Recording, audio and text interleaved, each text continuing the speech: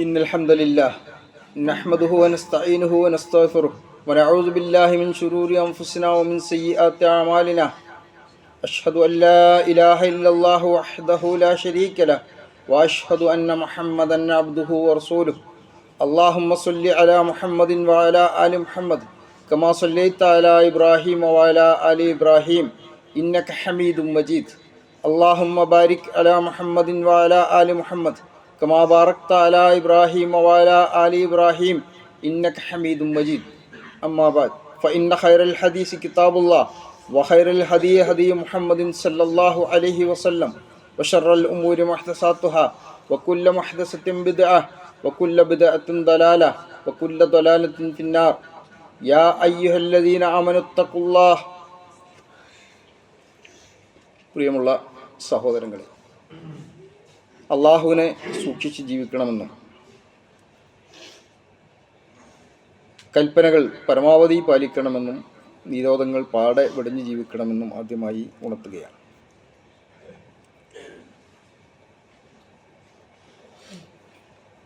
നമ്മളെല്ലാവരും ഒരു അനുഗ്രഹീതമായ മാസത്തെ പ്രതീക്ഷിച്ചു കൊണ്ടിരിക്കുന്ന സമയം. ആ മാസത്തിൽ പ്രവേശിക്കുവാനും അതിൽ നോമ്പെടുക്കുവാനും ആരാധനാകർമ്മങ്ങൾ ശരിയായ രീതിയിൽ നിർവഹിക്കുവാനുമൊക്കെ അള്ളാഹുവേ നീ ഞങ്ങളെ തുണയ്ക്കണമേ. ഈ മാസത്തെക്കുറിച്ച് പറയുമ്പോൾ നമുക്കറിയാം, അള്ളാഹു നമ്മെ അറിയിക്കുന്നത് ഷഹ്റു റമദാനല്ലദീ ഉൻസില ഫീഹിൽ ഖുർആൻ. ആ മാസത്തിൻ്റെ പ്രത്യേകതയായി നമ്മുടെ രക്ഷിതാവായ അള്ളാഹു നമ്മെ അറിയിക്കുന്നത് ഖുർആൻ അവതരിപ്പിക്കപ്പെട്ട മാസം എന്നാണ്. അപ്പോൾ ഈ മാസത്തെ സമീപിക്കുന്ന അവസരത്തിൽ നമ്മുടെ ജീവിത വിജയത്തിന് വേണ്ടി നമ്മുടെ രക്ഷിതാവ് നമുക്ക് അവതരിപ്പിച്ചു തന്നിട്ടുള്ള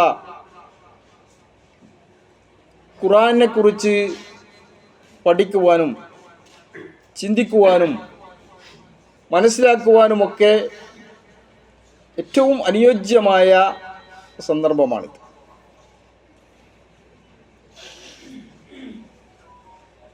അള്ളാഹു നമ്മെ സൂറത്തുൽ അൻആമിലൂടെ ഇങ്ങനെ അറിയിക്കുന്ന നമുക്ക് കാണാൻ സാധിക്കും. അഊദു ബില്ലാഹി മിനശ് ശൈത്താനിർ റജീം വഹാദാ കിതാബുൻ അൻസൽനാഹു മുബാറകുൻ ഫത്തബിഊഹു വത്തഖൂ ലഅല്ലകും തുർഹമൂൻ.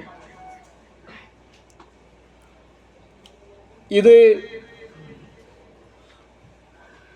ഈ ഗ്രന്ഥം നാം അവതരിപ്പിച്ചിട്ടുള്ളത് അനുഗ്രഹമായിക്കൊണ്ടാണ്, അല്ലെങ്കിൽ അനുഗ്രഹീതമായ ഒരു ഗ്രന്ഥമാണ് നാം അവതരിപ്പിച്ചിട്ടുള്ളത് എന്നാണ്. അതുകൊണ്ട് നിങ്ങൾ അതിനെ പിൻപറ്റണം. മാത്രമല്ല, നിങ്ങൾ സൂക്ഷിക്കുകയും സൂക്ഷ്മത പാലിക്കുകയും വേണം. അങ്ങനെയാണെങ്കിൽ നിങ്ങൾക്ക് കാരുണ്യം നൽകപ്പെടുമെന്നാണ്. അപ്പോൾ ഈ അനുഗ്രഹീതമായ നന്മ നിറഞ്ഞ അനുഗ്രഹങ്ങൾ നിറഞ്ഞ ഈ ഗ്രന്ഥത്തെ സംബന്ധിച്ചിടത്തോളം അതിനെ പിൻപറ്റുവാൻ അള്ളാഹു നമ്മോട് ആവശ്യപ്പെടുകയാണ്. മാത്രമല്ല, നിങ്ങൾ സൂക്ഷ്മത പാലിക്കുകയും വേണം. അങ്ങനെയാണെങ്കിൽ നിങ്ങൾക്ക് അനുഗ്രഹം, അള്ളാഹുവിൻ്റെ കാരുണ്യം ലഭിക്കുമെന്ന്.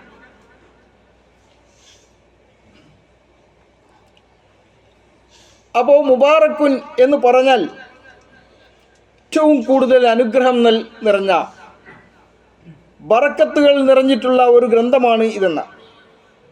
എല്ലാ നിലയിലും അത് അനുഗ്രഹമാണ്. അത് പാരായണം ചെയ്യുന്നവരെ സംബന്ധിച്ചിടത്തോളം അത് അനുഗ്രഹമാണ്. ആ പാരായണം കേട്ട് അതിനെ പിൻപറ്റി അതിനെ പാരായണം പിൻപറ്റുന്നതിനെ സംബന്ധിച്ചിടത്തോളം അത് അനുഗ്രഹമാണ്. ആ ഗ്രന്ഥത്തെ പഠിക്കുന്ന വിദ്യാർത്ഥികളെ സംബന്ധിച്ചിടത്തോളം അത് വലിയ അനുഗ്രഹമാണ്. മാത്രമല്ല, അത് പഠിച്ച്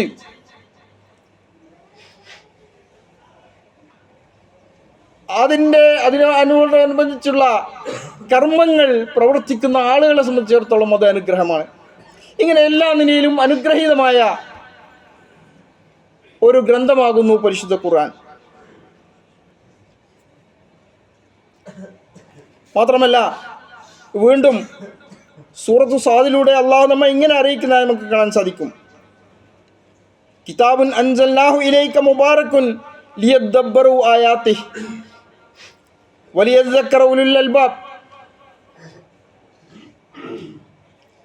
നാം നിനക്ക് അവതരിപ്പിച്ചിട്ടുള്ള ആ ഗ്രന്ഥത്തെ സംബന്ധിച്ചിടത്തോളം അത്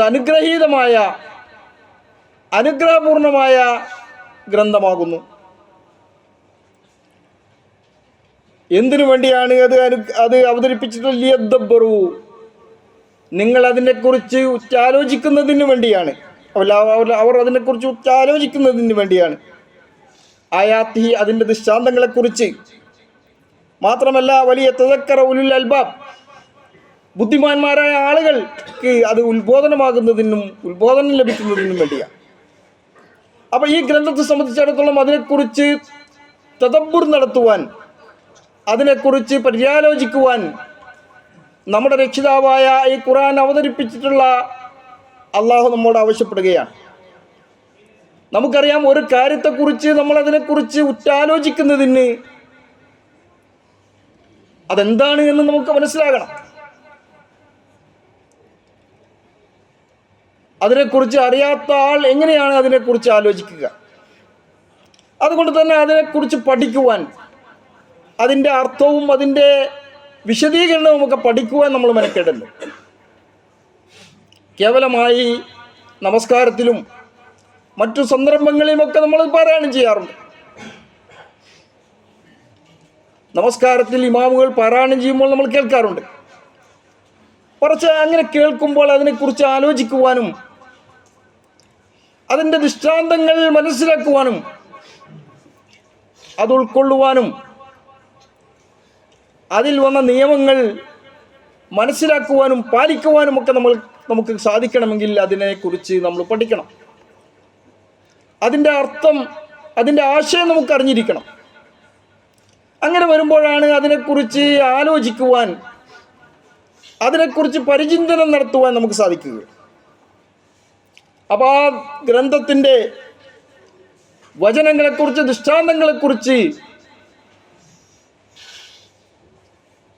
പര്യാലോചിച്ചുകൊണ്ട്, അതിൻ്റെ നിയമനിർദ്ദേശങ്ങൾ മനസ്സിലാക്കിക്കൊണ്ട്,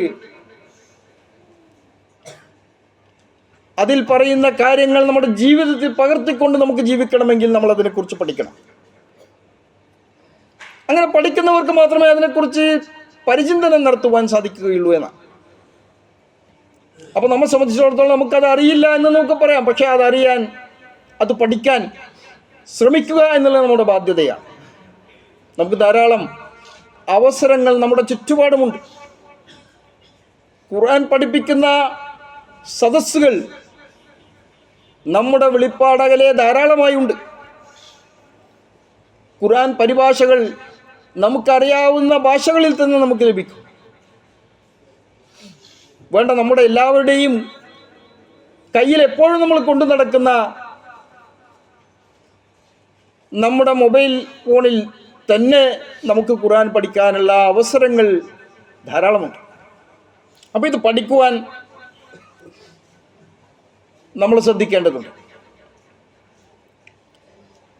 അപ്പോൾ അങ്ങനെ അത് പഠിക്കുവാനും അതിനെക്കുറിച്ച് പര്യാലോചിക്കുവാനും നമുക്ക് സാധിക്കും. പ്രവാചകൻ സല്ലല്ലാഹു അലൈഹി വസല്ലം നമസ്കാരത്തിൽ പോലും ഖുർആൻ പാരായണം ചെയ്യുന്ന അവസരത്തിൽ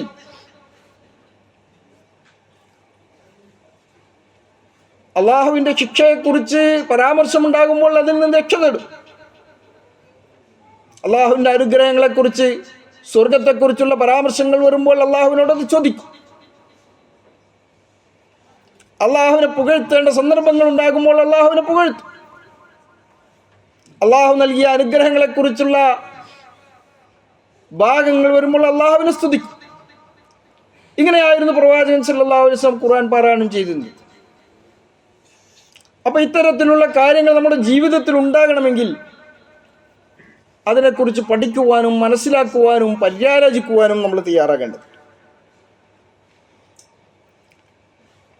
മാത്രമല്ല വീണ്ടും ഖുർആൻ നമ്മോട് പറയുന്നത് നമുക്ക് കാണാൻ സാധിക്കും. സൂറത്ത് ആൽ ഇമ്രാനിലൂടെ നസ്സല അലൈക്കൽ കിതാബ മുസദ്ദിഖൻ ലിമാ ബൈന യദൈഹി വഅൻസല തൗറാത്ത വൽ ഇൻജീൽ.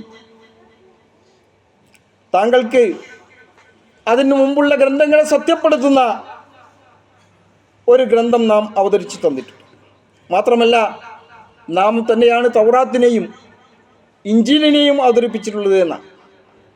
അപ്പോൾ അതിൻ്റെ മുൻപുള്ള ഗ്രന്ഥങ്ങളെ സത്യപ്പെടുത്തുന്ന ഗ്രന്ഥമാകുന്നു അത്. അതിന് മുൻപ് വന്നിട്ടുള്ള പ്രവാചകന്മാരെയും സത്യപ്പെടുത്തുന്ന ഒരു ഗ്രന്ഥമാകുന്നു അള്ളാഹു നമുക്ക് അവതരിപ്പിച്ചു തന്നിട്ടുള്ളത്. അപ്പോൾ അതിനെ സത്യപ്പെടുത്തുവാനും അതിനെ പഠിക്കുവാനും അതിൻ്റെ ആശയങ്ങൾ മനസ്സിലാക്കുവാനും അതിനെ പരിചിന്തനം നടത്തുവാനും അതിൽ വരുന്ന നിയമനിർദ്ദേശങ്ങൾ നമ്മുടെ ജീവിതത്തിൽ പകർത്തുവാനും അത് നമ്മോട് ഒഴിവാക്കണമെന്ന് ആവശ്യപ്പെടുന്ന കാര്യങ്ങൾ വർജിക്കുവാനുമൊക്കെ നമുക്ക് ബാധ്യതയുണ്ട്. അങ്ങനെ വരുമ്പോഴാണ് അതിൻ്റെ അനുഗ്രഹം മുബാറക്കുൻ എന്ന് പറയുന്നത് നമ്മുടെ ജീവിതത്തിൽ യാഥാർത്ഥ്യമായി തീരുക. ഇങ്ങനെ അതിനെ പഠിക്കുകയും അതിനെ പരിചിന്തനം നടത്തുകയും അതിനെ ജീവിതത്തിൽ കൊണ്ടുവരികയും ചെയ്താൽ നമുക്ക് അതിൻ്റെ അനുഗ്രഹം നമുക്ക് ലഭിക്കും. മാത്രമല്ല നമ്മുടെ ഇഹപര ജീവിത വിജയത്തിന് അത് നമുക്ക് ഉതകുന്നതായി തീരുകയും ചെയ്യും. ഇങ്ങനെ ഈ ഏറ്റവും അനുയോജ്യമായ ഈ സന്ദർഭത്തിൽ ഖുർആനിനെ കുറിച്ചുള്ള പഠനം ആരംഭിക്കുവാനും അതിനെ ധാരാളമായി പാരായണം ചെയ്യുവാനും അതിൻ്റെ ദൃഷ്ടാന്തങ്ങളെക്കുറിച്ച് ആലോചിക്കുവാനും അങ്ങനെ പരമാവധി അതിൻ്റെ നിർദ്ദേശങ്ങൾ നമ്മുടെ ജീവിതത്തിൽ പകർത്തുവാനുമൊക്കെ പരിശ്രമിക്കുക. അള്ളാഹു എന്നെ ഞങ്ങൾ അനുഗ്രഹിക്കണം.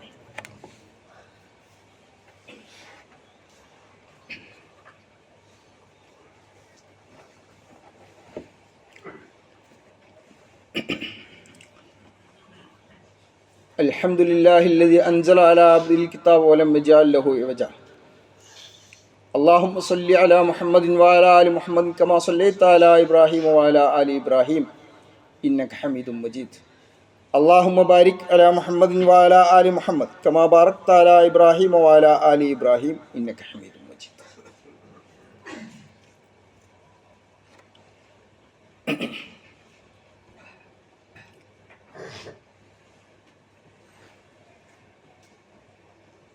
ഖുർആൻ വീണ്ടും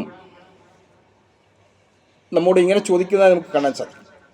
അഫലാ യതദബ്ബറൂനൽ ഖുർആന അം അലാ ഖുലൂബിൻ അഖ്ഫാലുഹ. അതല്ല, അവർ ഖുർആനെ കുറിച്ച് പരിചിന്തനം നടത്തുന്നില്ലേ? അവരുടെ ഹൃദയങ്ങൾക്ക് പൂട്ടുവന്നിട്ടുണ്ടോ എന്നാണ്.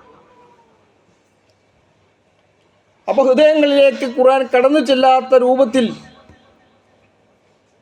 ഹൃദയങ്ങൾക്ക് പൂട്ട് വീഴപ്പെട്ടിട്ടുണ്ടോ? അതുകൊണ്ടാണോ അവർ ഖുർആനെ കുറിച്ച് ചിന്തിക്കാത്തത്, പരിചിന്തനം നടത്താത്തത് എന്ന് ചിന്തിക്കുക. മാത്രമല്ല വീണ്ടും അള്ളാഹു ഇങ്ങനെ ചോദിക്കുന്നത് നമുക്ക് കാണാൻ സാധിക്കും. അഫലാ യതദബ്ബറൂനൽ ഖുർആൻ വലൗ കാന മിൻ ഇൻദി ഗൈരില്ലാഹി ലവജദൂ ഫീഹി ഇഖ്തിലാഫൻ കസീറ. അവർ ഖുർആനെ കുറിച്ച് പരിചിന്തനം നടത്തുന്നില്ലേ? അതെങ്ങാനും അള്ളാഹു അല്ലാത്തവരുടെ അടുത്ത് നിന്നായിരുന്നുവെങ്കിൽ അതിൽ അവർക്ക് ധാരാളം വൈരുദ്ധ്യങ്ങൾ കണ്ടെത്താൻ സാധിക്കുമായിരുന്നു എന്ന്. അപ്പോൾ ഖുർആനെ സംബന്ധിച്ചിടത്തോളം അതിൽ അള്ളാഹു നമുക്ക് നൽകിയിട്ടുള്ള എല്ലാ സംഗതികളും സത്യസന്ധമായ കാര്യങ്ങളാണ്. അതിൽ പറഞ്ഞിട്ടുള്ള വിശ്വാസ കാര്യങ്ങളാകട്ടെ, അതിൽ പറഞ്ഞിട്ടുള്ള നിയമനിർദ്ദേശങ്ങളാകട്ടെ, അതിൽ പറഞ്ഞിട്ടുള്ള മുൻപ് കഴിഞ്ഞു പോയ ആളുകളുടെ ചരിത്രമാകട്ടെ, ഇനി വരാനിരിക്കുന്ന സംഭവങ്ങളെക്കുറിച്ചുള്ള വിശദീകരണമാകട്ടെ, ഇവയെല്ലാം സത്യസന്ധമായ കാര്യങ്ങളാകും. യാതൊരു തരത്തിലുള്ള വൈരുദ്ധ്യങ്ങളും അതിൽ നമുക്ക് കണ്ടെത്തുവാൻ സാധ്യമല്ല എന്ന് അള്ളാഹു അസന്നിഗ്ധമായി പ്രഖ്യാപിക്കുകയാണ്. മാത്രമല്ല ഇത് സത്യവിശ്വാസികളായ ആളുകൾക്ക് വലിയ അനുഗ്രഹവും വലിയ രക്ഷയും തന്നെയാണ്. സൂറത്തുൽ ഇസ്രായിലൂടെ അള്ളാഹു നമ്മെ ഇങ്ങനെ അറിയിക്കുന്നതായി നമുക്ക് കാണാൻ സാധിക്കും. വനുനസ്സിലു മിനൽ ഖുർആനി മാ ഹുവ ശിഫാഉൻ വറഹ്മത്തുൻ ലിൽ മുഅ്മിനീൻ. ഖുർആനിൽ നിന്ന് സത്യവിശ്വാസികൾക്ക് ശമനവും കാരുണ്യവുമായ കാര്യങ്ങൾ നാം അവതരിപ്പിച്ചു ഇറക്കിയിരിക്കുന്നു എന്നാണ്. വലാ യസീദുൽ ളാലിമീന ഇല്ലാ ഖസാറ. അതിക്രമകാരികളായ ജനങ്ങൾക്ക് അത് നഷ്ടമല്ലാതെ വർദ്ധിപ്പിക്കുകയില്ല എന്നും ഖുർആൻ നമ്മോട് ഉത്ബോധിപ്പിക്കുകയാണ്. അപ്പോൾ ഇത് സത്യവിശ്വാസികളായ നമ്മെ സംബന്ധിച്ചിടത്തോളം നമ്മുടെ രക്ഷിതാവായ അള്ളാഹുവിൻ്റെ ഭാഗത്തു നിന്ന് നമുക്ക് ലഭിച്ചിട്ടുള്ള വലിയ അനുഗ്രഹമാണ്. അതിൻ്റെ മൂല്യം തിരിച്ചറിയുവാനും അത് പഠിക്കുവാനും നമ്മുടെ ജീവിതത്തിൽ അത് പകർത്തുവാനുമുള്ള ശ്രമങ്ങൾ നമ്മുടെ ഭാഗത്തു നിന്ന് ഉണ്ടാകേണ്ടതുണ്ട്. അല്ലാതിരുന്നാൽ പരലോകത്ത് വെച്ച് ഈ ഖുർആനെ വലിച്ചെറിഞ്ഞ, അതിനെ ഉപേക്ഷിച്ച് കളഞ്ഞ ആളുകളാകുന്നു ഇക്കൂട്ടർ എന്ന് പ്രവാചകൻ സല്ലല്ലാഹു അലൈഹി വസല്ലം പരാതി പറയുന്ന ആളുകളുടെ കൂട്ടത്തിൽ നമ്മൾ ഉൾപ്പെടുവാൻ സാധ്യതയുണ്ട്. അപ്പോൾ ഇങ്ങനെ അനുഗ്രഹങ്ങൾ നിറഞ്ഞിട്ടുള്ള, നന്മകളാൽ സമ്പന്നമായിട്ടുള്ള, നമുക്ക് നമ്മുടെ രോഗങ്ങൾക്ക്, നമ്മുടെ മനസ്സിലുള്ള രോഗങ്ങൾക്കും എല്ലാവിധ കാര്യങ്ങൾക്കും ശമനം നൽകുന്ന, നമുക്ക് അനുഗ്രഹമായിട്ടുള്ള, കാരുണ്യമായിട്ടുള്ള ഈ ഗ്രന്ഥം പാരായണം ചെയ്യുക, പഠിക്കുക, അതിനെക്കുറിച്ച് ആലോചിക്കുക, അതിലെ നിയമനിർദ്ദേശങ്ങൾ നമ്മുടെ ജീവിതത്തിൽ പകർത്തുക, അതിൽ പറയുന്ന കാര്യങ്ങൾ അംഗീകരിക്കുക, അതിനെ സത്യപ്പെടുത്തുക. അങ്ങനെ ഈ ഖുർആൻ കൊണ്ട് വിജയം വരിക്കുന്ന സത്യവിശ്വാസികളിൽ അള്ളാഹു നീ ഞങ്ങളെ ഉൾപ്പെടുത്തി അനുഗ്രഹിക്കണം. ഞങ്ങളിൽ നിന്ന് വന്നു പോയിട്ടുള്ള തെറ്റുകൾ, കുറ്റങ്ങൾ പുറത്ത് നീ ഞങ്ങൾക്ക് മാപ്പാക്കി തരണമേ. ഞങ്ങൾ ചെയ്തിട്ടുള്ള സൽക്കർമ്മങ്ങൾ നീ ഞങ്ങളിൽ നിന്ന് സ്വീകരിക്കണമേ. ഞങ്ങളിൽ രോഗികളായിട്ടുള്ള ഞങ്ങളുടെ സഹോദരങ്ങൾ, ബന്ധുക്കൾ, ഗുരുനാഥന്മാർ, മാതാപിതാക്കൾ എല്ലാവർക്കും അവരുടെ അസുഖം നീ ഭേദമാക്കി കൊടുക്കുകയും അവരെയും അവർക്കും ഞങ്ങൾക്കും ഇനിയും ധാരാളം സൽക്കർമ്മങ്ങൾ പ്രവർത്തിക്കുവാൻ അവസരം നൽകുകയും ചെയ്യണമേ. ഞങ്ങളിൽ നിന്ന് മരിച്ചു പോയിട്ടുള്ള ഞങ്ങളുടെ ബന്ധുക്കൾ, ഞങ്ങളുടെ സഹോദരീ സഹോദരങ്ങൾ, സത്യവിശ്വാസികളായ ഞങ്ങളുടെ സഹോദരങ്ങൾ എല്ലാവർക്കും അവരുടെ പാപങ്ങൾ നീ പുറത്തു കൊടുക്കണമേ. അവരെയും ഞങ്ങളെയും നിൻ്റെ ഉന്നതമായ സ്വർഗത്തിൽ ഒരുമിച്ച് കൂട്ടി അനുഗ്രഹിക്കുകയും ചെയ്യണമേ. اللهم اغفر للمؤمنين والمؤمنات والمسلمين والمسلمات الأحياء منهم والأموات إنك مجيب الدعوات يا قاضي الحاجات. ربنا ظلمنا أنفسنا وإن لم تغفر لنا وترحمنا لنكونن من الخاسرين. ربنا ظلمنا أنفسنا وإن لم تغفر لنا وترحمنا لنكونن من الخاسرين. ربنا آتنا في الدنيا حسنة وفي الآخرة حسنة وقنا عذاب النار. آمين برحمتك يا أرحم الراحمين. الحمد لله رب العالمين. صلى الله على خير.